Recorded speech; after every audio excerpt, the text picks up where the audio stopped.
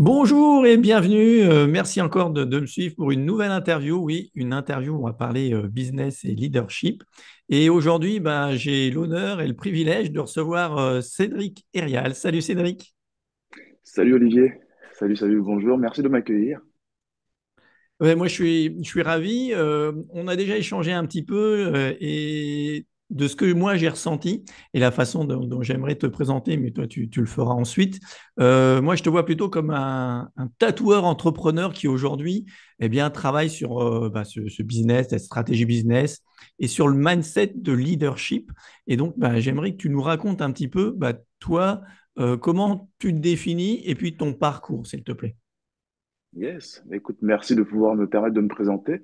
J'aime beaucoup aussi le sens de ta question parce que effectivement, avant les titres, j'ai une manière bien à moi de me définir et pour le coup, je me considère comme étant un entrepreneur comme beaucoup, hors de la boîte et donc entre guillemets outsider. Donc d'où justement mon parcours un petit peu atypique, euh, dans le sens où quand pour moi, ben, voilà, j'ai un paradigme qui me paraît soit inatteignable, soit pas pour moi, ben, finalement, il m'intéresse finalement. Donc, c'est un petit peu ce qui moi, me drive. Aujourd'hui, c'est vrai que quant à la présentation que tu as faite de moi, j'ai un parcours atypique dans le sens où j'étais dans le milieu artistique, donc le tatouage, donc un milieu, on va dire, qui reste matériel, dans le sens où c'est vraiment matérialisé, hein. On tatoue quelqu'un à même la peau, on va graver finalement des souvenirs à vie sur son épiderme. Je me considérais finalement comme voilà, ce scribeur, comme on dit, qui justement permettait aux personnes de marquer finalement un tournant de leur vie comme un marque-page. C'est un petit peu comme ça que je voyais le tatouage personnellement. Quand je suis Mhm. moi-même rentré dedans, mon premier tatouage, je me suis dit, tiens, ça venait marquer, ponctuer un événement très fort de ma vie. Et ça a eu un effet salvateur où finalement je m'appropriais une forme de douleur qui était mienne, que je choisissais, pour laquelle je payais pour. Et quelque part, c'était assez thérapeutique. Et c'est vraiment là où j'ai vraiment ressenti les bienfaits, entre guillemets, du tatouage, pour une première pour moi. Et c'est vraiment par la suite, parce que j'avais des dons et talents donc, dans le dessin, l'observation, et pour le coup, étant moi-même tatoué, que je me suis rapproché de l'art du tatouage. Donc c'est un petit peu ce qui m'a amené au tatouage, qui m'a lui-même ramené au-delà de l'art en lui-même à l'entrepreneuriat, puisque être tatoueur aujourd'hui passe par un statut globalement qui est celui de l'indépendant, hein. Très peu de tatoueurs, ou trop peu encore aujourd'hui, sont salariés. Mais voilà, c'est un statut qui est vraiment associé à l'indépendance. Donc, quelque part, j'étais colporté dans l'entrepreneuriat par le tatouage. Et donc, pas le choix, même en étant artiste, ben, il fallait gérer les choses en tant qu'entrepreneur, dont la comptabilité, l'administration, euh, les, les, Ouais. les recrutements, etc., etc. Euh, C'est vrai que j'ai avancé. ouais, c'est vrai, quand on devient entrepreneur, on a ces multiples casquettes à endosser. On n'y est pas forcément toujours préparé. Ouais. Complètement. Ben, je n'étais pas préparé. Par contre, j'ai su anticiper certaines choses et d'autres que j'ai simplement vécues en cours de route. Donc, 10 ans faisant, à peu près, dans le tatouage, où j'ai eu quand même une très belle évolution, que ce soit en termes de technique, en termes de clientèle, en termes d'exigence aussi avec moi-même, d'évolution propre en dessin, en tout ce qui va aussi autour de l'art en lui-même, de connaissances, de conventions internationales, etc. Euh, je m'étais aussi lancé quelques années après dans la formation. Donc, je m'étais rendu compte que j'étais à un carrefour de mon métier à l'époque où beaucoup devenaient tatoueurs. Et pour le coup, mon souhait était de sortir de la concurrence. Donc, j'ai réfléchi à me positionner à comment finalement ne plus être en concurrence finalement avec ces personnes qui, pour beaucoup, avaient énormément de talent, certains beaucoup plus que moi. Et je me suis dit, tiens, par rapport à mes connaissances, mes études, j'avais fait un BTS en biochimie, un bac sciences techniques des laboratoires, donc j'avais pas mal de connaissances sur les petites bestioles, l'hygiène, etc. Et il s'avère que c'est une obligation, en tout cas professionnelle, que d'avoir certains certificats et diplômes autour de l'hygiène quand on est tatoueur, maquilleur permanent ou perceur, body piercing. Donc j'ai simplement créé donc une agence, enfin plutôt un organisme de formation, voilà, pour pouvoir permettre justement à ces personnes-là d'acquérir déjà finalement ce premier sésame pour pouvoir être professionnel. Et donc ça a duré comme ça l'aventure 2 ans où j'étais accompagné avec une équipe, dont une équipe pédagogique, un petit peu sur la fin, parce que finalement, je changeais de carrière. C'est là où vraiment j'ai pu comprendre que j'avais aussi des facultés d'adaptabilité assez rapides, euh, que je transmets aujourd'hui. Mais c'était vraiment dans ce parcours-là que j'ai vraiment pris conscience de tout ça, que j'avais cette facilité de reconversion assez rapide, où je me suis dit, tiens, après ça, qu'est-ce que je peux faire? Donc, 2 ans après le lancement des personnes en accompagnement, on passait, je crois, la centaine d'accompagnés à peu près.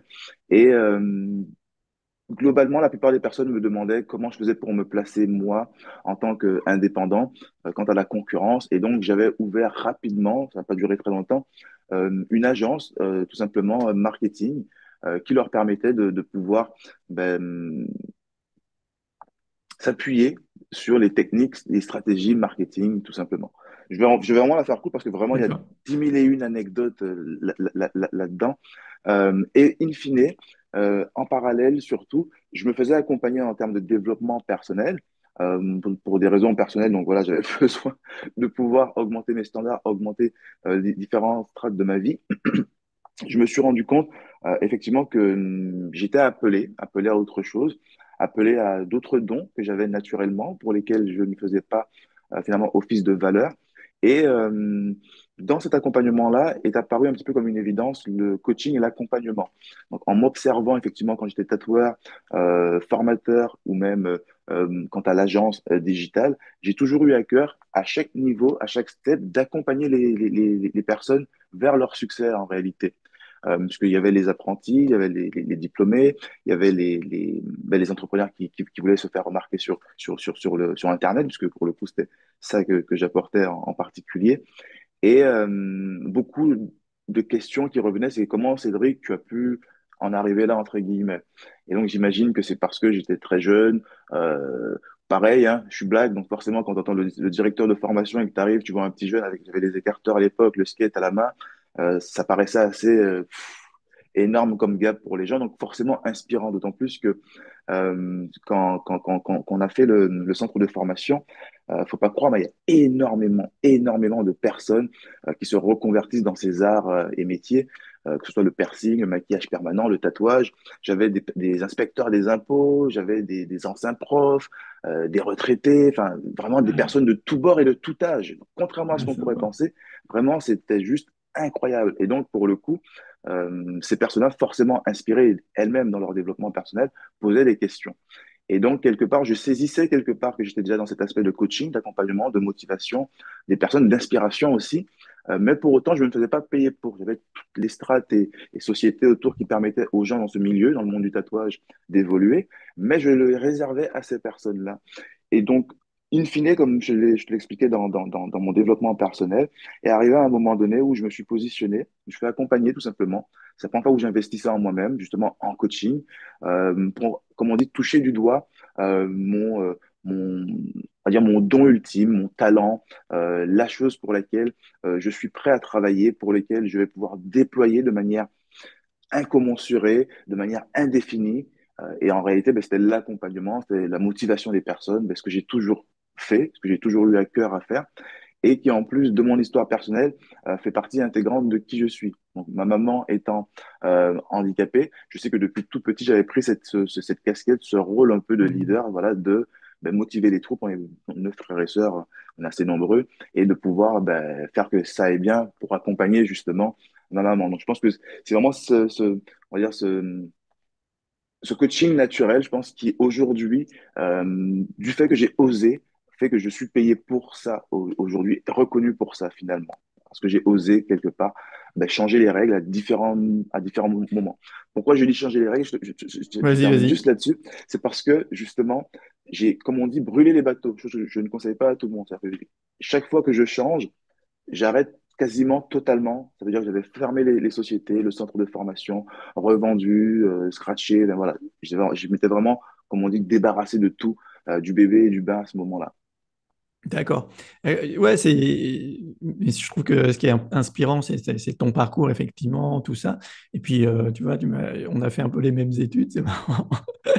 Mais quand tu dis oser changer les règles, c'est ça. C'est à un moment donné, il faut oser. Qu'est-ce qui t'a permis de d'oser? Et souvent, on est coincé par des schémas, par des croyances ou des peurs qui nous empêchent d'oser. Toi, comment tu as réussi à faire cette étape d'oser vraiment? Alors, c'est super intéressant comme question. Je me faisais la réflexion dernièrement, inconsciemment et puis consciemment, et j'en parlais dernièrement même avec ma compagne, on en reparlait. Euh, je me souviens quand j'étais plus petit, plus jeune, je vais avoir quoi, 7 8 ans. euh, Bah pareil, j'étais le petit leader d'un groupe de danse durant les vacances. Donc, c'était on appelle ça les villages vacances, un petit peu comme les colonies, mais avec les familles, etc. Mhm. Et on va dire pendant 3 semaines d'acharnement et d'apprentissage, ben, je finissais par être quasiment le meilleur des petits danseurs de la troupe et donc le chef un petit peu élu par tous. Arrive le moment où ben, il y a la représentation, où il y a les parents et tout le monde qui doit venir. Et donc, il y a tous les préparatifs. Nous, on est au fond, en backstage, on regarde comment ça se passe. Et on voit les différents parents qui arrivent. Donc, moi, je suis prêt, je suis chaud. On commence à arriver sur scène. Et là, je vois ma mère qui arrive dans un coin. Et là, ben, j'ai été tétanisé, figé totalement. Et ma seule réaction, c'était la fuite à ce moment-là. Je suis parti en courant. Je n'ai jamais dansé. Je n'ai jamais fait cette représentation. On en a reparlé avec ma mère juste après. Il s'avère que j'avais une forme de honte à, euh, à performer devant elle, très certainement à ne pas être parfait et autres, qui fait que j'ai bloqué tout simplement et j'ai fui. Et rapidement, je crois, toujours dans les mêmes semaines, je pense que j'avais une forme de maturité assez précoce à ce moment-là. Je me suis dit, pourquoi j'ai fui? Pourquoi je suis parti? Il faut plus que ça m'arrive, ça.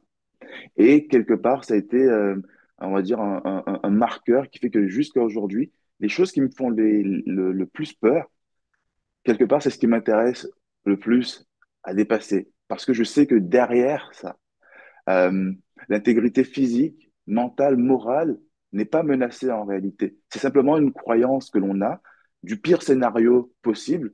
Parce qu'en réalité, qu'est-ce qui se serait passé si, au pire des cas, je m'étais gouré durant la chorégraphie? Ben, ma mère aurait été toujours là pour moi.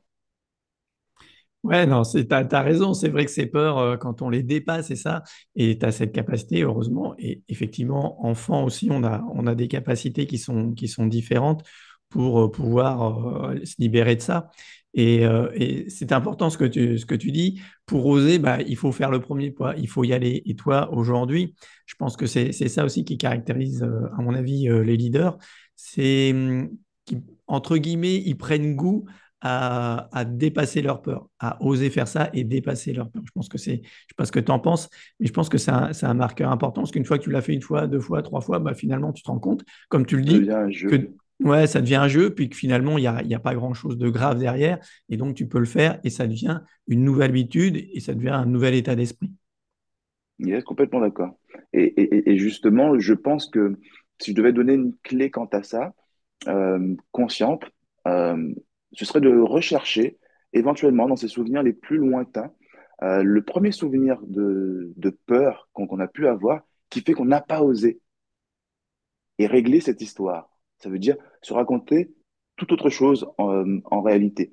Et moi, dans le tout autre chose était que, effectivement, je n'ai pas osé mal faire, mais l'histoire que je me suis racontée était que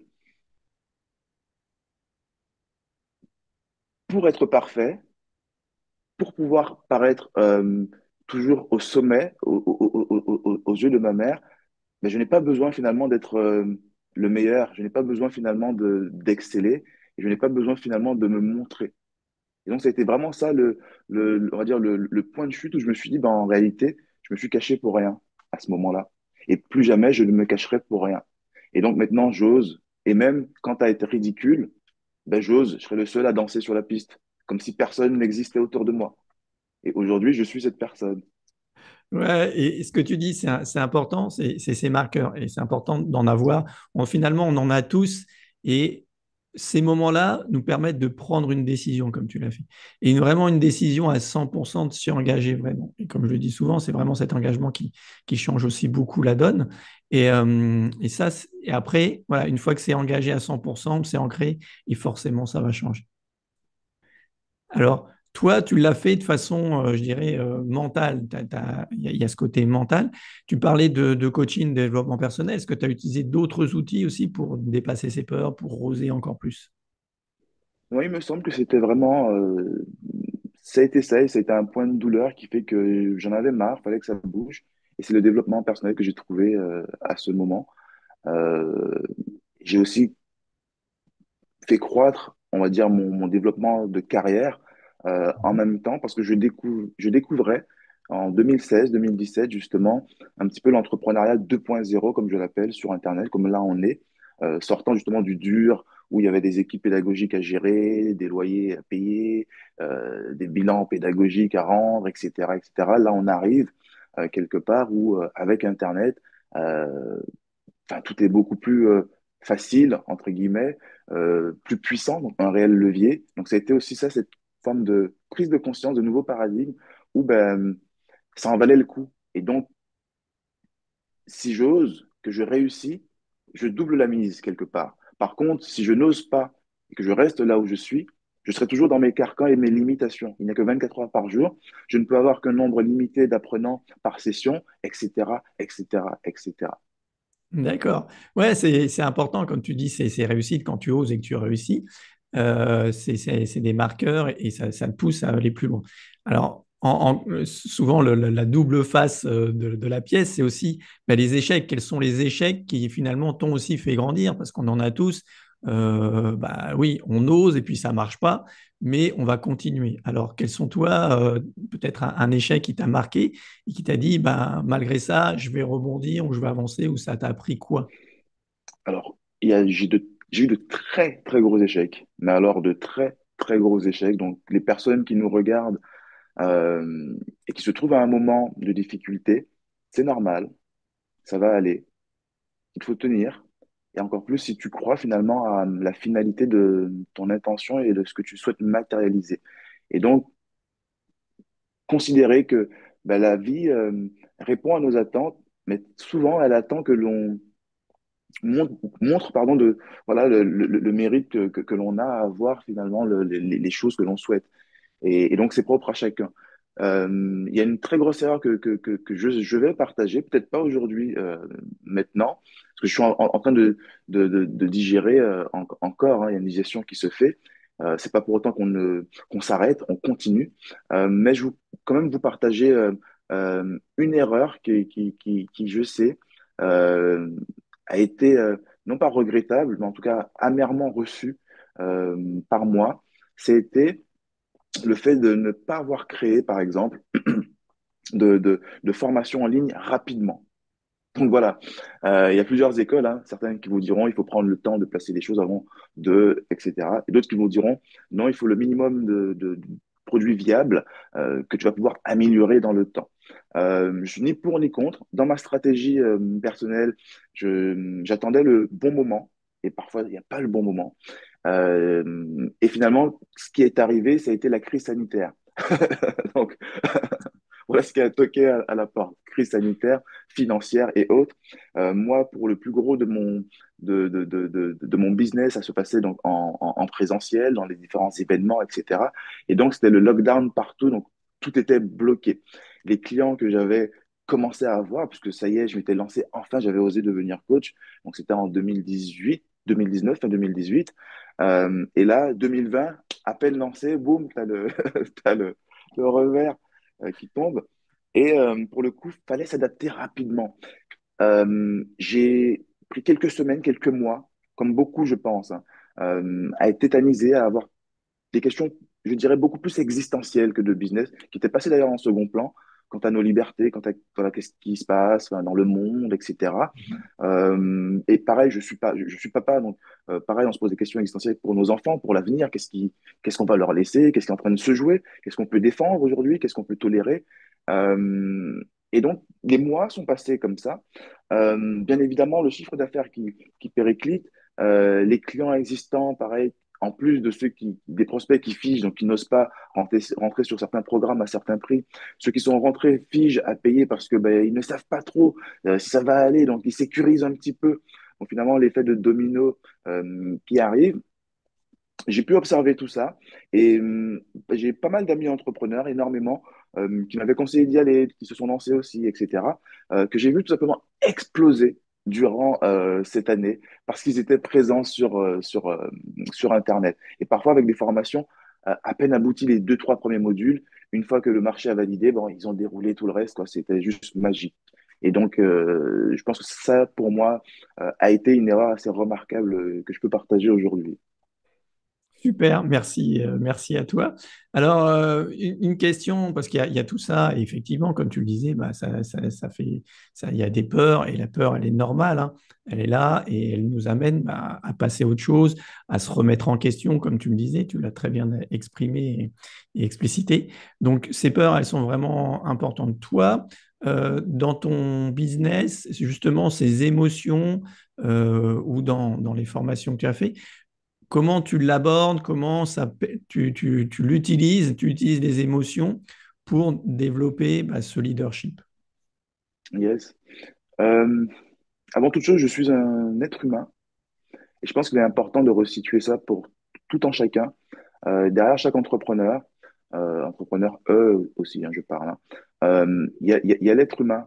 Et souvent, on a tendance à être dans cette course à la performance, au résultat, euh, en ne tenant pas en compte que derrière l'émissaire entrepreneurial de je réussis, je suis successful, etc., mais tu peux avoir l'épuisement de la personne derrière si tout n'est pas aligné. Ce que j'entends par là, c'est que si tu n'as pas les outils, si tu n'as pas l'expérience, tu n'as pas l'environnement, je sais que ça peut paraître beaucoup, mais finalement, ça se trouve rapidement en réalité. Et c'est très simple. Si tu n'as pas, on va dire, toutes les ressources qui te permettent justement de pouvoir tenir sur la durée, à tout moment, ça peut péter, voilà, ça peut casser, ça peut s'arrêter. Je sais que des outils très simples comme la méditation, la douche froide, la lecture, le fait d'être en contact avec son marché, ça veut dire pas forcément pour vendre, mais être en contact avec ses clients, d'autres entrepreneurs, faire partie de certains groupes, cultiver une forme de positivité dans sa mentalité, sont des outils qui aujourd'hui sont pas chers, sont très simples, m'ont permis réellement d'avoir des résultats extraordinaires, tout comme m'ont permis aussi de voir que sans leur utilisation, ils pouvaient aussi avoir à nouveau des pics en down, en retour en arrière.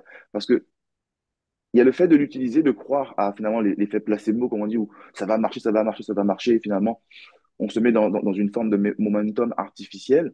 Euh, et le fait justement de pouvoir expérimenter et de comparer avec et sans, à plusieurs périodes de sa vie, de son humeur, de son état aussi de-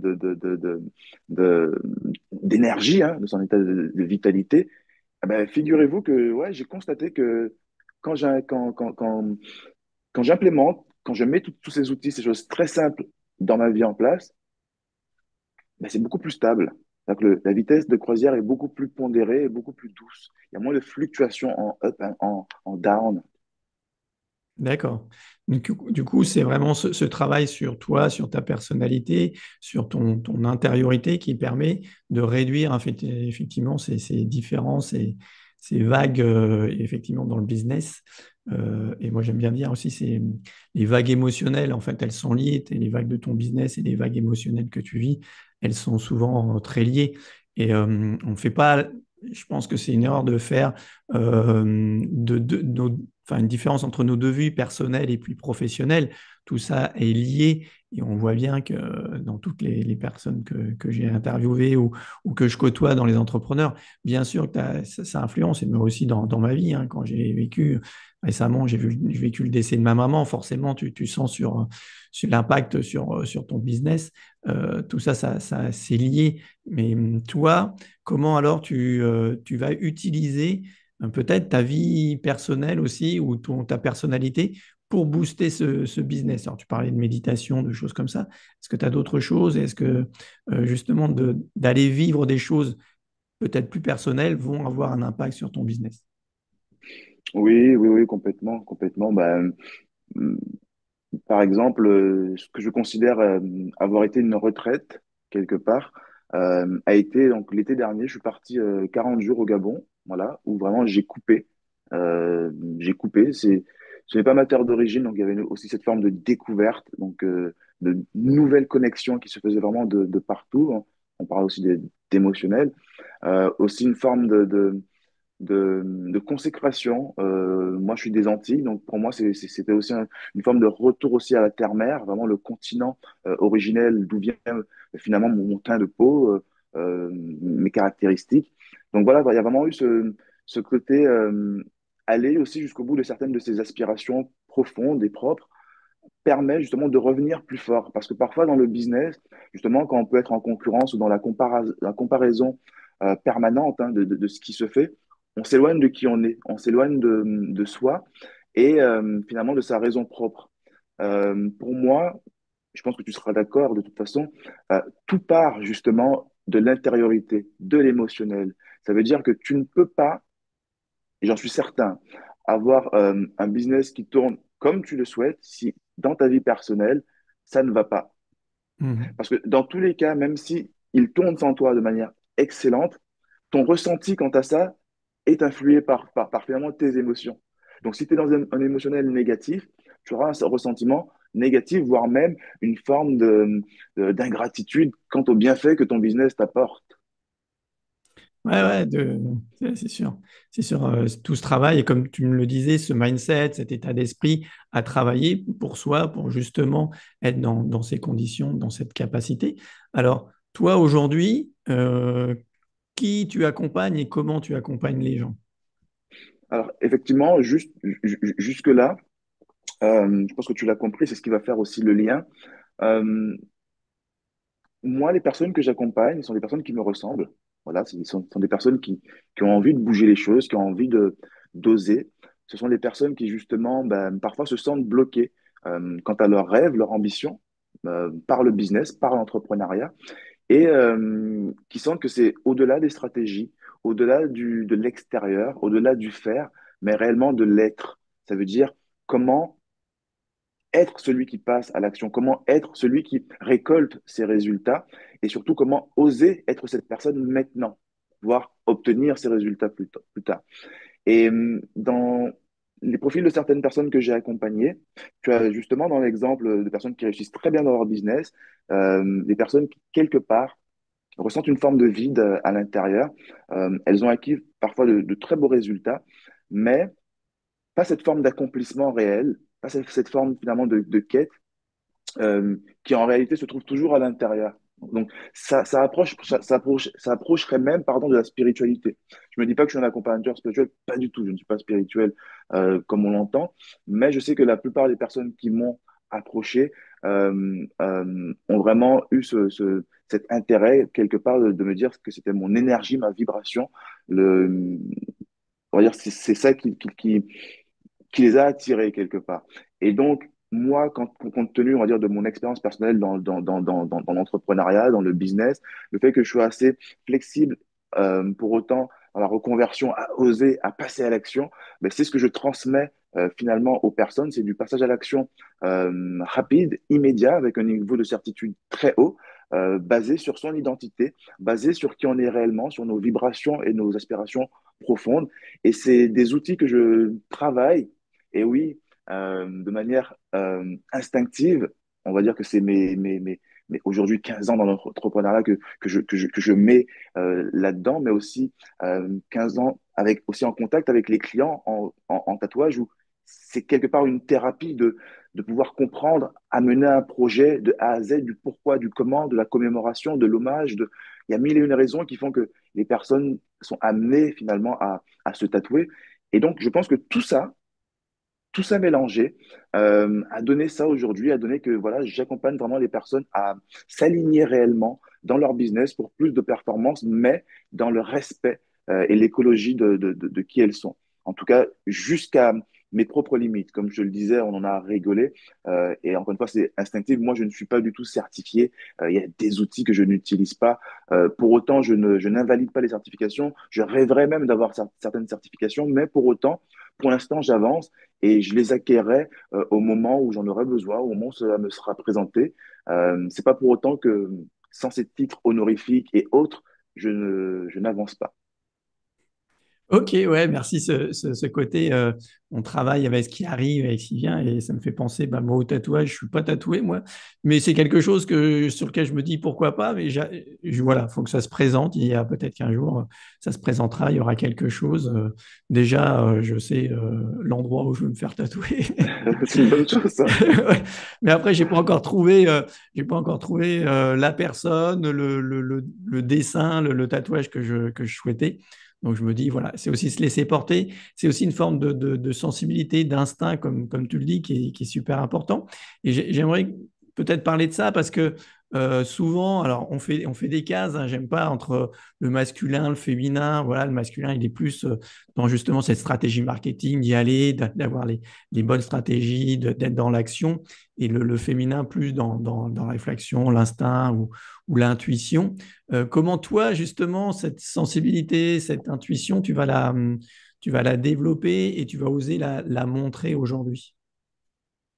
C'est intéressant parce que dans ton questionnement, il y a un petit peu ma réponse.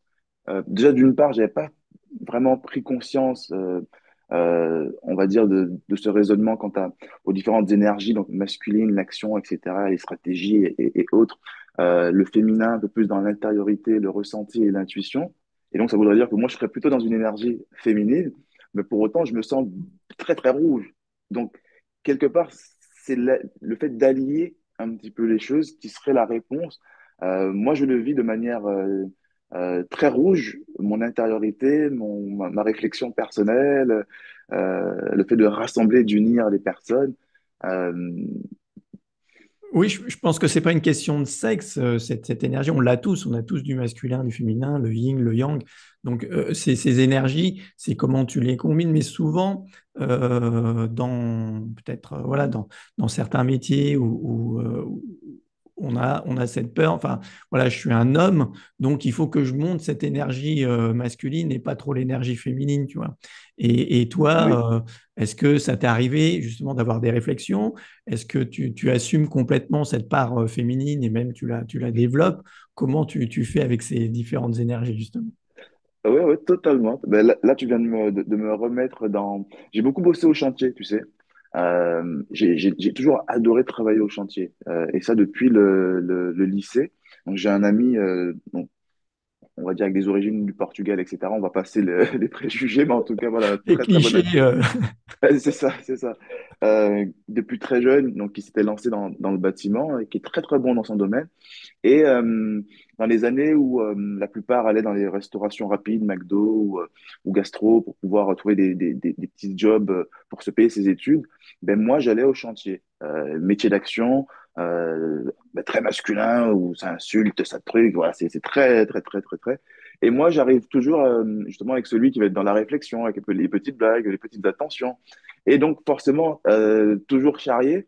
Mais pour le coup, on va dire que vu que peut-être que ça aide, je suis aussi une grande gueule, je sais très rapidement me défendre. Et donc, ça fait un petit peu la rose qui pique, tu vois.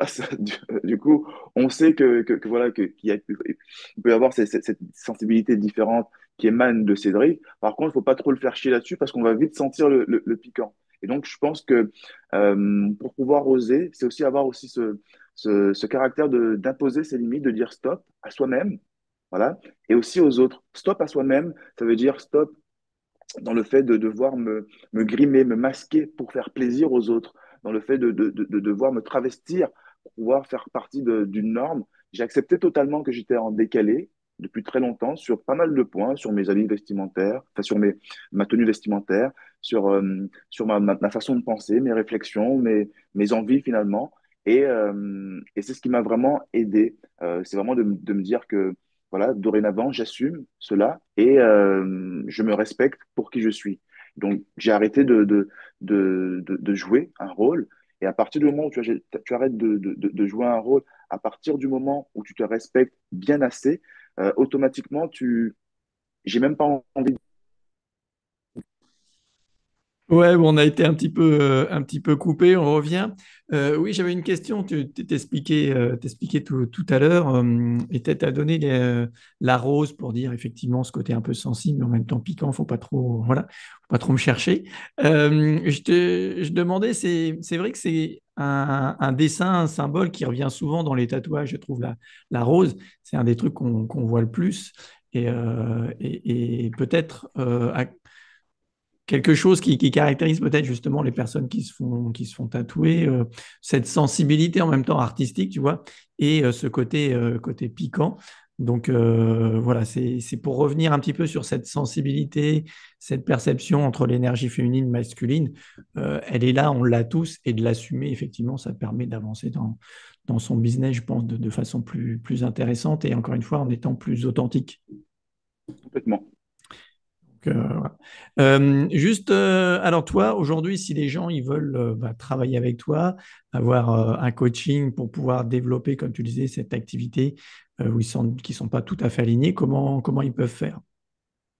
Écoute, il tape Cédric Arial, donc que ce soit sur Facebook, Internet, YouTube, peu importe. Et globalement, là où je suis le plus actif, c'est sur Facebook et Instagram. Donc voilà. D'accord, sur ta chaîne et sur Oui, oui. ta page Facebook. Ok, super. Alors, est-ce que tu as toi quelque chose, envie de rajouter quelque chose, envie de dire quelque chose, partager quelque chose de particulier? Surtout rebondir et confirmer sur un mot de la fin que tu as dit et qui résonne beaucoup chez moi. C'est authenticité. C'est vraiment là où je chemine personnellement. C'est vraiment là où j'amène aussi les personnes que j'accompagne à cheminer, les personnes qui recherchent, qui sont en quête d'authenticité. Parfois même quand le succès est là, parfois, euh, comme je disais, si le désalignement est là, tu ne profites pas pleinement de toutes les jouissances que la vie peut t'apporter. Et encore plus si tu dois jouer un rôle pour cela. Donc je pense que l'authenticité est fondamentale dans une existence pleine, remplie et accomplie. Ok, ouais, on est d'accord. Je pense que c'est une des clés importantes. Et je pense, comme tu parlais tout à l'heure de concurrence et sur Internet, je pense que ce qui fait vraiment la différence, c'est ça. Et ça se perçoit, ça se ressent quand on suit. C'est aussi pour ça que moi, dans les rencontres, on se rend compte sur cette authenticité, sur cette sincérité. Moi, instinctivement, je vais juste vers les personnes qui me correspondent et qui sont comme ça. Et je pense que c'est ton cas aussi. Donc voilà. Je te propose là de finir l'interview avec les petites questions. Je ne sais pas si tu connais la boîte à questions. Pas encore, je vais Sur, avoir la surprise. sur Canal+, il y a une émission qui s'appelle comme ça, une boîte à questions, où les gens sont dans une boîte face à un écran et il y a des questions qui apparaissent et ils répondent, ils sont tout seuls. Ça y est, ça me parle. C'est blanc C'est, en arrière-plan, un petit peu très ouais, lumineux. Oui, ça y il y est. a un buzzer, il y a un buzzer. Alors moi, C'est ça. on n'a pas le buzzer, mais donc le principe, il est clair, c'est que je vais te mettre en grand écran et puis je vais en commentaire, je vais te mettre des questions. Moi, je me tais, je coupe mon micro et puis tu réponds, tu lis la question et puis tu y réponds. D'accord? C'est OK? Ok, ok.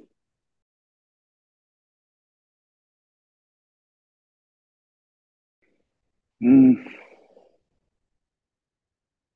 authentique, hmm, ambitieux,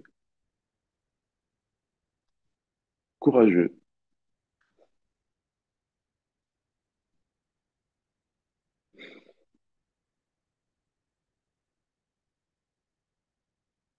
Pour moi, être un leader, c'est pouvoir laisser la place aux autres quant à l'expression de leur propre leadership.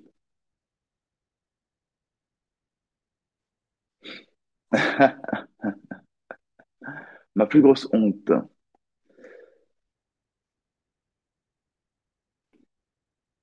oui, je l'ai, c'est d'être trop dur avec moi-même.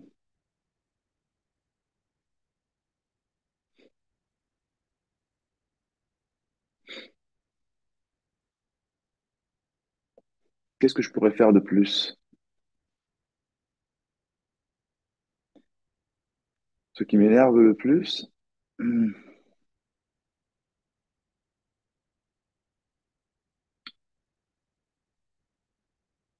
L'injustice.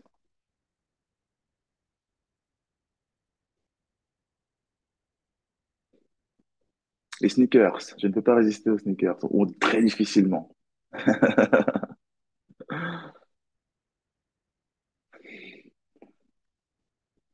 Oh, il y a peu de choses que je ne referai jamais parce que j'ai accepté chacune de mes erreurs et expériences. J'ai pensé à un truc, mais c'est un petit peu propre à l'intime. Euh, on va dire me raser à certains endroits en hiver.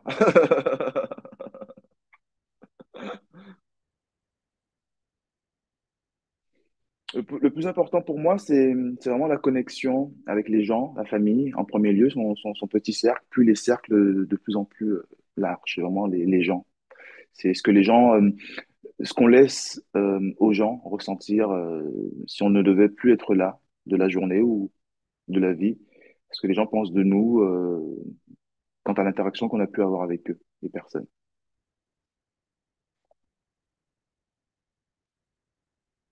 Waouh! 10 choses pour vivre dans la joie.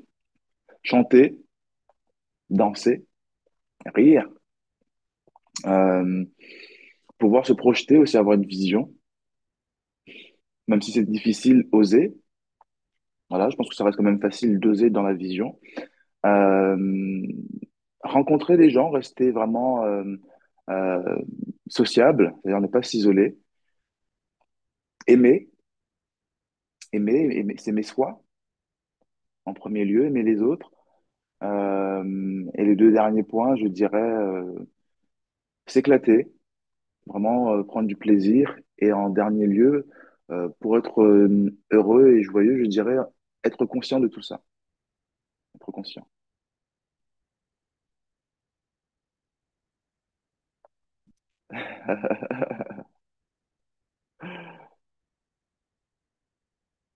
Un sourire.